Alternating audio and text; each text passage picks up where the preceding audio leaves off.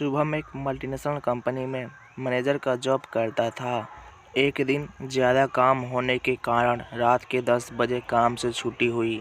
ठंडी के मौसम होने के कारण रात के 10 बजे ही चारों तरफ सन्नाटा छा गया था। शुभम अपने घर जा रहा था।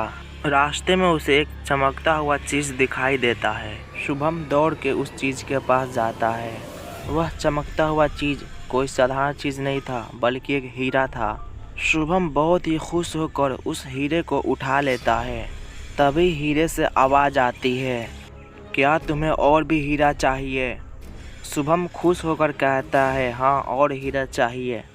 तो हीरे से आवाज़ आती है, जैसा मैं कहता हूँ वैसे तुम करते रहो, तुम्हें और भी ज़्यादा हीरा मिलेगा। शुभम कहता है, ठीक है। हीरा शुभम को एक स्थान पे ले जाता है। यहाँ पे मिट्टी की खुदाई करो, तुम्हें खजाना मिलेगा। शुभम बहुत ही खुश होकर खुदाई करने लगता है। करीब 2 फीट खुदाई के बाद शुभम डर के ज़मीन पे गिर जाता है, क्योंकि उस मिट्टी में कटा हुआ सर रहता है।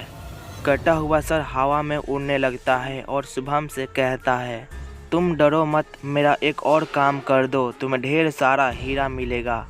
यह कहकर कटा हुआ सिर शुभम को एक और जगह पर ले जाता है।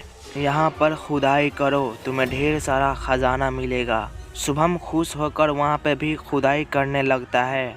यहाँ पर भी खुदाई के बाद शुभम डर के मारे ज़मीन पर गिर जाता है, क्योंकि कटे हुए सिर का पूरा शरीर उसमें रहता है।